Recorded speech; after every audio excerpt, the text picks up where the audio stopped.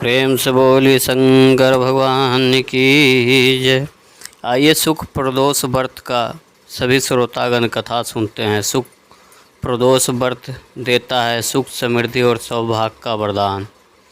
हर माह आने वाला प्रदोष व्रत भगवान शिव की कृपा पाने का सबसे बड़ा दिन होता है। शुक्रवार को पड़ने वाले व्रत को शुक्र प्रदोष व्रत कहते हैं। इस दिन किए जाने वाले प्रदोष व्रत से सुख समृद्धि और सौभाग्य का वरदान मिलता है। प्रदोष व्रत की पूजा शाम के समय प्रदोष काल में की जाती है।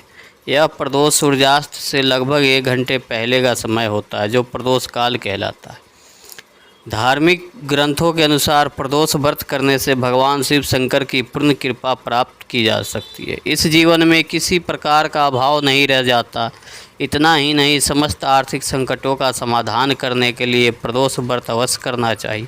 इस व्रत के प्रभाव से हर तरह के रोग दुख दूर होकर बीमारियों पर होने वाले खर्च में कमी आती है। भगवान शिव को ज्ञान और मोक्ष का दाता माना जाता, अतः अध्यात्म की राह पर चलने वाले को प्रदोष व्रत अवश्य करनी चाहिए। आइए श्रोतागण कथा का श्रवण करते हैं। एक नगर में 3 मित्र रहते थे, राजकुमार, ब्राह्मण कुमार और तीसरा धनिक पुत्र। राजकुमार और ब्राह्मण कुमार विवाहित थे। धनिक पुत्र का विवाह हो गया था, लेकिन गौना शेष था। एक दिन तीनों मित्र स्त्रियों की चर्चा कर रहे थे। ब्राह्मण कुमार ने स्त्रियों की प्रशंसा करते हुए कहा, नारीहीन घर भूतों का डेरा होता है।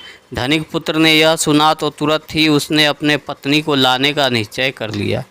तब धनिक पुत्र के माता पिता ने समझाया कि अभी शुक्र देवता डूबे हुए हैं, ऐसे में बहू बेटियों को उनके घर से विदा करवाना लाना शुभ नहीं माना जाता। लेकिन धनिक पुत्र ने एक नहीं सुनी और ससुराल पहुंच गया। ससुराल में भी उसे मनाने की कोशिश की गई, लेकिन वो जिद पर अड़ा रहा और कन्या के माता पिता को उनकी विदाई करनी पड़ी। विदाई के बाद पति पत्नी शहर से निकले ही थे कि बैलगाड़ी के पहिया निकल गया और बैल की टांग टूट गई। दोनों को चोट लगी, लेकिन फिर भी वो चलते रहे। कुछ दूर जाने पर उनका पाला डाकुओं से पड़ा, जो उनका धन लूट कर ले गया। दोनों घर पहुँचे, वह धनिक पुत्र को सांप ने डस लिया। उसके पिता ने वैद्य को बुलाया तो वैद्य ने बताया कि वो 3 दिन में मर जाएगा।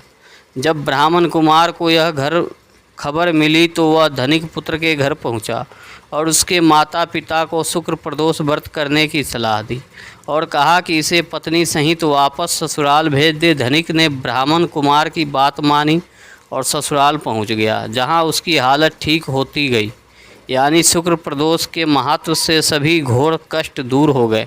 इस कथा को सुनने अथवा सुनाए तथा कथा समाप्ति के बाद हवन सामग्री मिलाकर 11 या 21 या 108 बार ओम ह्रीं क्लीं नमः शिवाय स्वाहा मंत्र से आहुति दे। इसके बाद शिव जी की आरती तथा प्रसाद वितरित करे।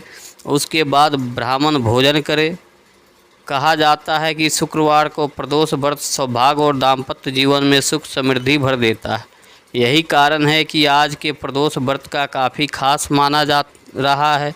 शुक्र के दिन पड़ने वाले इस प्रदोष व्रत से सुख समृद्धि मिलती है। प्रेम से बोलिए शंकर भगवान की जय।